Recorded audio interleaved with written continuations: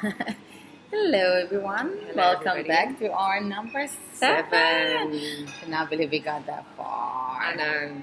We started and we were like, should we do it, should we not? And then 1 look month. at us. I know. You just kind of get into it, you get into a bit of a role. And my name is Bridget. And I'm Dana. So thank you guys for joining us again. If you like what you see and what you hear, give us a like, give us a heart, just even Comments, comment or anything. feedback, So any sharing. feedback will be much appreciated. Yeah. So today's topic is Budgeting, money, expenses. Money. How Ka-ching. to save money and how you don't actually have to have a huge budget for marketing or True story. for sales. You can actually get away with a lot of freebies.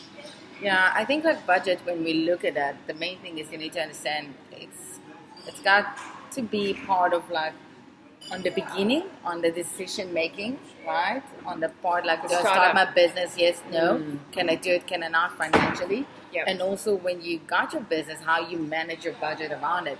And budget is not only like how much you spend on the marketing, it's also like how much you spend like on your To expenses, to Yeah. leave, like everything.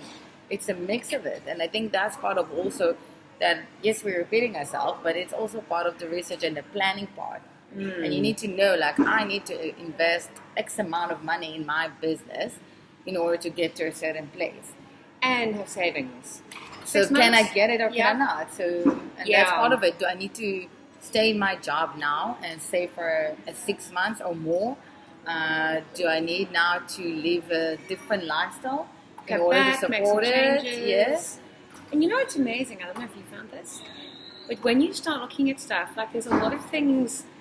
Going for coffee is great, but you don't need really to have one every single day. Going for dinner is nice, but actually you can go to a friend's place and have an amazing meal. Going for drinks is nice, but you can take a bottle of wine or have a coffee and go to friends. So there's so many ways without feeling like you're punishing yourself, but there's so many ways that you can be more mindful. Aware. Because it's just for a period of time. It's not indefinitely. It's just for a time of going, okay, so I'm not going to be earning an income for a while. I need to make sure I'm okay, right? Yes, so I think like especially when you start a business and you need to understand the type of business you got, because if you have like, for example, you want to sell products, so the investment in this type of a business is very Oh yeah, that's high. pretty. Yeah, There's like lots of money, absolutely. because you need to invest like in buying the products, maybe some approvals, certifications that they need to get, building a website, like so many things that the cost is so high. Yeah. That if you maybe have a partner so that can help, if you have a company that invests in you that maybe can help, or maybe if you saved a lot and you know that this, for example, and I think last subject we spoke about was also timing. Is the market going to be ready for that type of product? That does it import? Like, will you invest that money and going to get your money back? And that's again to the ROI. Are you going to get a return of investment? And how long will it take? Can you afford it yourself? Also, putting your products on other people's websites.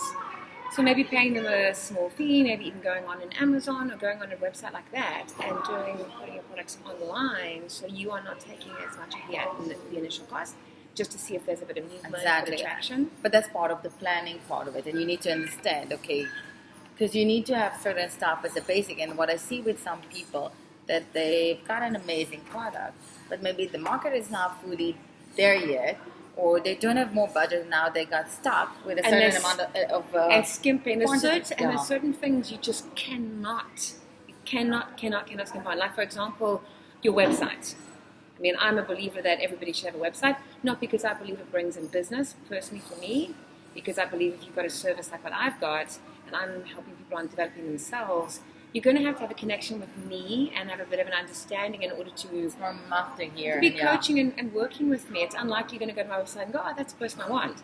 But the website just gives other people that understanding of what you're about. And if it's not done well, oh my gosh, your credibility just goes so down. Fully agree. Right? Fully agree. You can't take someone seriously who's got a really bad website. In saying that, it doesn't have to be a fortune, You do have to spend them. No, I Then agree, you and see I how think they- like what I'm trying to teach my clients is how to spend the budget you have the smartest way, like to do it wisely. And bartering's great. You know, if you've got something and I've got something, and we both want what the other one's got, we go, okay, great, the value's the same. Cool, let's just do a barter. It is. No cash. Collaboration. Like, there's a lot of stuff you can do. And then, like, even if you look at social media, you not necessarily need to invest that much money in advertising and social Don't media. need to do paid Today ads. there's so many free groups, and you just need to know how to target them the right way, how to post the right way. There's a lot of stuff you can do. There's different collaborations you can do, promotions you can run. But, like, I think the most important thing when you want to start your own business, you need to be honest with yourself and say, conservative. okay, Money-wise. in my type of business, I need to invest, I don't know, 30,000 rand, for example. How long will it take me to get everything done? Can I do it? Can I not? How much money do I have aside? Do I have someone to support me? If you're married and your partner is working, so of course that takes a lot of the pressure down. Yeah, in a it way. can also put a lot of strain on the relationship, though. You also kind of Also got to from be, this true story. you know, you want to be mindful of that as well. So I think as much as you can be independent and not reliant on anybody else, like a family member or a partner, I think the better, because I think it can cause a lot of problems. It is, but it No? is something important to have. Because if No, you sure. don't have a supportive, let's say, how you're going to community, Yeah, it's then it's freaking hard. gonna be very hard because you need someone to support you and push you. Because yes, when you got your own business, it's a roller coaster. Yeah. You're up and you're down and you're up and you're down. And there's times that, like, even clients say, like, listen, I'm very short this month. I can only pay from next month. Yeah. So then it's also change your plan. Because I like to work with a pipeline. I've got an Excel file and I know exactly how much money I need to get every single month and what's the projects and what do I need to add or not. That's the way I work with myself. So, but sometimes I find myself that I'm moving certain projects from one month to another because it is what it is. Like, payment, yeah. it is. I think that's why it's good to have. Or if you've got different you- companies, that you work with big companies, that their payment is like 60 days 60 after. days, yeah. But I think if you can have a few income streams, you know, I mean, Not that's- everyone have that option. No, not everyone does. And if you Yeah. can have that option, I think that's like the flippin' ultimate. Because when you rely solely on one income source, a little bit stressful when things aren't quite going. Yeah, I you know what I agree. mean? No, So I if you agree. can have one or two others, you know, like when Airbnb came out and people they were renting out the home, plus they had maybe an online business, plus they were doing consulting, plus maybe they were renting out a venue, and Maybe they're also working from 9 to 5. I've got Yeah. clients that still do 9 to 5 job and starting the business slowly, and they're building it up until they will be able to do the other job. But that's also like if you work in a company that will allow you, because I know you probably need to apply and get approvals Yeah. and stuff like that. So if you're working in a company that can allow you to do, so why not? also, when it comes to saving, like, do you need to have a shared office space? Do you need to be in an office? Or can you work from home? Or can you base your business online? And even if you're going to go for the cheapest option, so say you're going to go from home, great. Because I know we've discussed Yeah. it before. Fantastic. That's also got to do with your personality and the kind of person you are. Because great that you're saving money, but if you're the kind of person that can't be at home all day, Like you. 6 days, like me, 6 days a week or 5 days a week, whatever the case is, I might be saving all this money, but I probably will lose my sanity. So I'd rather keep that because that's quite expensive. I think it's a matter of finding a balance between the thing of what's working for you or not. Yeah. If you got a type of business that you're working from home, yes, you still need to find some time to go out. Yes, because if not, it's like you're gonna be Cabin get fever. crazy. It's like no. I don't think someone can work and all the time be at home. Like that's crazy. No. You need some fresh air. You need to do some stuff, and everyone needs to find what's working for them.